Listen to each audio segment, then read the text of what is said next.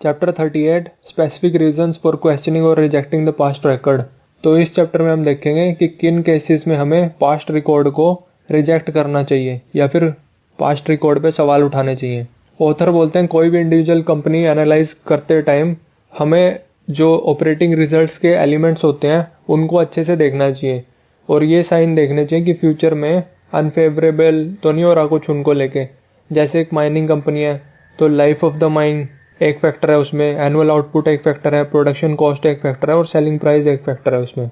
मतलब इन चारों का फ्यूचर में क्या होगा, जैसे कि लाइफ ऑफ द माइन तो नहीं थोड़ी रहेगी, या फिर एनुअल आउटपुट तो नहीं फ्यूचर में कम हो जाएगी, या फिर प्रोडक्शन कॉस्ट तो नहीं बढ़ जाएगी फ्यूचर में, या फिर सेलिंग प्राइस तो नहीं फाइनल प्रोडक्ट का कम हो जाएगा फ्यूचर में, कंपटीशन आ रहा है, क्या हो रहा है।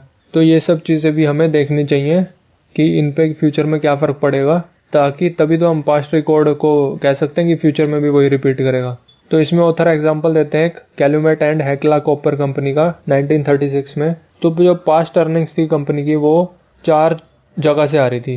पहली कॉपर प्रीवियसली प्रोड्यूस्ड, दूसरा कॉन्ग्लोमरेट माइन, तीसरा अहमिक माइन, चौथा रिक्लामेशन प्लांट्स। तो जो कॉपर प्रीवियसली प्रोड्यूस थी वो तो नॉन रिकरिंग आइटम था और कॉन्ग्लोमरेट माइन थी वो अगले 12-14 महीने में एग्जॉस्ट होने वाली थी, और जो रिक्लामेशन प्लांट थे वो 5 से 7 साल की लाइफ रहेगी थी उनकी। और जो अहमिक माइन थी उसकी कॉस्ट ऑफ ऑपरेशन बहुत हाई थी माइनिंग करने की, तो कंपनी ने वो शट डाउन कर दिया था 1932 से 1935 तक। अभी हम 1936 में बैठे हैं। तो इस कंपनी को देख के तो यही लग रहा है कि आने वाले टाइम में एनुअल आउटपुट कम होने वाली है और कॉस्ट बढ़ने वाली है, क्योंकि जो प्रीवियसली प्रोड्यूस्ड है वहाँ से आउटपुट कम हो जाएगी और कॉन्ग्लोमरेट माइन की भी 12-14 महीने में आउटपुट कम हो जाएगी, तो आउटपुट ओवरऑल होगी कम। दूसरी बात, कॉस्ट इसलिए बढ़ जाएगी क्योंकि जो अहमिक माइन है उसकी हाई कॉस्ट ऑफ प्रोडक्शन थी। तो अगर कंपनी को अपनी आउटपुट बढ़ानी है तो उसे ये वाली माइन चलानी पड़ेगी और ये माइन चलाएगी तो हाई कॉस्ट प्रोडक्शन की है यहाँ पे। फिर ऑथर एक और एग्जांपल देते हैं फ्रीपोर्ट सल्फर कंपनी का 1933 में। तो ये कंपनी फंड रेज कर रही थी एक नई सल्फर प्रॉपर्टी के लिए प्रेफर्ड स्टॉक इशू करके। तो कंपनी ने ये मेंशन किया हुआ था कि जो सल्फर रिजर्व्स हैं उनकी लाइफ कम से कम 25 साल है, बेस्ड ऑन जो भी एवरेज सेल की है उसने 1928 से 1932 तक। और ये भी मेंशन किया हुआ था कि जो एवरेज अर्निंग्स थी 1928 से 1932 तक वो 19.6 टाइम प्रेफर्ड डिविडेंड रिक्वायरमेंट थी।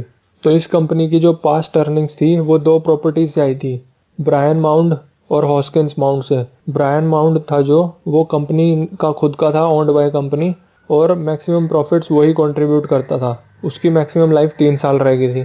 और जो हॉस्किंस माउंड था वो कंपनी ने लीज किया हुआ था किसी और कंपनी से, और 70% जो प्रॉफिट कंपनी यहाँ से कमाती थी वो जिसे लीज पे लिया हुआ था उसको पे करना पड़ता था। और इसके अलावा फिक्स्ड रॉयल्टी भी पे करती थी कंपनी उसको $1 पर टन के हिसाब से जितना भी प्रोड्यूस करती थी। तो यानी कि कंपनी ने जितना प्रोड्यूस किया आउटपुट हॉस्किंस माउंट से उसका $1 पर टन भी पे करेगी। जो प्रोड्यूस किया वो बेचने के बाद 70% प्रॉफिट भी जिस कंपनी से लीज पे ली हुई है माइनिंग प्रॉपर्टी उसको देगी। तो जो नई प्रॉपर्टी थी उसके क्या कैरेक्टरिस्टिक थे, उसमें कंपनी को रॉयल्टी पेमेंट्स पे करनी थी ज़रूरी 40% ऑफ अर्निंग्स। तो यानी कि जो अर्निंग्स पास से जनरेट किए हैं वो फ्यूचर से रिलेटेड है ही नहीं। ये हम कह नहीं सकते कि फ्यूचर में भी वही एक्सपेक्टेड होंगी, वो कम ही होंगी। वो इसलिए क्योंकि जो सल्फर रिजर्व थे 25 ईयर बोल रही थी कंपनी, वो कहीं और लोकेट थे, किसी दूसरी जगह पे थे, जिनकी क्वालिटी कैरेक्टर वगैरह डिफरेंट होगा और वो अलग अर्निंग जनरेट करेंगे। उसके बारे में हम कुछ नहीं कह सकते क्या करेंगे वो। और जो नई प्रोजेक्ट थी उसकी अर्निंग्स में से कुछ हिस्सा कंपनी को रॉयल्टी पेमेंट करना था। ब्रायन माउंड की तरह नहीं थी ये कि 100% कंपनी खुद ही रखेगी। और जो नई प्रॉपर्टी थी वो भी ऑपरेशन में नहीं थी, वो भी इक्विप्ड भी नहीं की गई थी। तो जो डेवलपमेंट फेज में जो भी हैजर्ड्स होते हैं अनसक्सेसफुल होने के किसी भी प्रॉपर्टी के, तो वो सब थे उसमें। और हमें ये भी नहीं पता कि नई माइन में कॉस्ट ऑफ प्रोडक्शन क्या होगी, हायर होगी ब्रायन माउंट से, लोअर होगी या उसके बराबर ही होगी, क्योंकि वो प्रॉपर्टी अभी तक तैयार ही नहीं हुई। तो फ्रीपोर्ट की वैल्यूएशन 32 मिलियन थी, मतलब मार्केट उसकी नई प्रॉपर्टी को 20 मिलियन पे वैल्यू कर रही थी और उसमें इन्वेस्टमेंट सिर्फ 3 मिलियन की हुई थी। तो ऑथर बोलते हैं इतना हाई प्रीमियम पे करना उस चीज़ के लिए कि फ्यूचर में अर्निंग्स जनरेट करेगी, जो प्रॉपर्टी अब तक तैयार भी नहीं हुई है, कुछ पता ही नहीं जिसके बारे में, तो वो बेवकूफ़ी है। ऐसी स्टॉक को अवॉइड ही करना चाहिए था। फिर ऑथर बात करते हैं future price of the product. तो एनालिस्ट फ्यूचर प्राइजेस के बारे में कुछ नहीं बता सकता प्रोडक्ट के, सिर्फ ये छोड़ के कि फ्यूचर प्राइसेस को प्रिडिक्ट करना उसकी औकात के बाहर है। फिर ऑथर एग्जांपल देते हैं ऐसी, ग्रेट वॉर के टाइम पे यानी कि वर्ल्ड वॉर 1 के टाइम पे जिंक प्रोड्यूसर्स ने बहुत ज़्यादा प्रॉफिट्स कमाए थे, क्योंकि जो स्पेल्टर था उसका प्राइस बहुत हाई था, 13 सेंट्स पर पाउंड पे ट्रेड हो रहा था वो, as compare to pre war जो एवरेज थी उसकी 5.25 सेंट्स की। तो फ्यूचर अर्निंग पावर ऐसी कंपनीज की श्रिंक होगी क्योंकि वो सिर्फ वॉर की वजह से इतने हाई प्राइस पे ट्रेड हो रहा है। और ऐसे रिजल्ट हमें बिल्कुल नहीं लेने चाहिए अर्निंग पावर निकालने के लिए कंपनी की, क्योंकि वो अननेचुरल चीज़ है। और ऐसे ही वॉल्यूम ऑफ बिजनेस के लिए भी हम बोल सकते हैं कि अगर अननेचुरल बिजनेस कंडीशंस प्रिवेल कर रहे हैं तो वो भी हम ये नहीं कह सकते कि फ्यूचर में भी ऐसा ही होगा। फिर उधर एक और एग्जांपल देते हैं कि कॉपर माइनिंग में 1914 से काफ़ी सिग्निफिकेंट इम्प्रूवमेंट होने लगी थी प्रोडक्शन में, टेक्नोलॉजिकल इम्प्रूवमेंट्स आ गई थी, बहुत सारे जो प्लेयर्स थे वो लो कॉस्ट प्रोड्यूसर्स बन गए थे।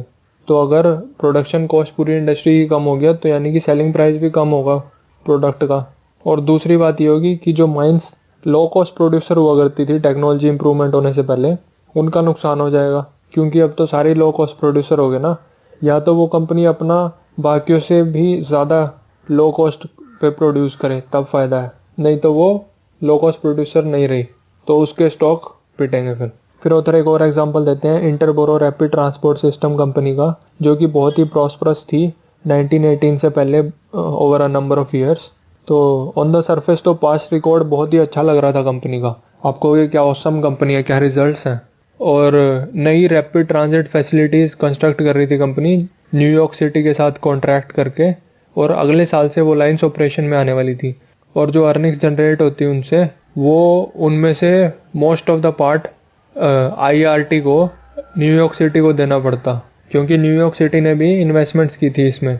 तो ऑथर ने हिसाब लगाया था कि अगर ये आईआरटी न्यूयॉर्क सिटी को सारी पेमेंट्स फुल में पे कर दे, सारे एक्रूवल पुराने जो भी हैं, तो न्यूयॉर्क सिटी और आईआरटी उसके बाद ही प्रॉफिट शेयर करेंगे इक्वली।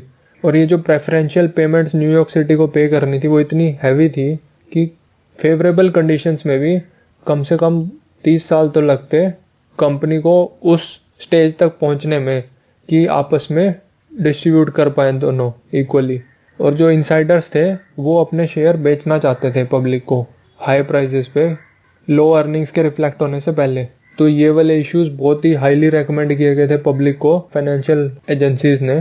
तो एम्फसाइज ये कर रहे थे वो कि जो ये रैपिड ट्रांसपोर्ट है इसकी ग्रोथ बहुत अच्छी होगी, जैसे सबवे ट्रैफिक बहुत ज़्यादा बढ़ रहा है, जैसे हम भी बोलते हैं कि मुंबई में बहुत पॉपुलेशन है, मेट्रोज लाएंगे तो ये हो जाएगा वो हो जाएगा, लेकिन ज़रूरी थोड़ी ना कि मेट्रो पैसे ही कमाएगी।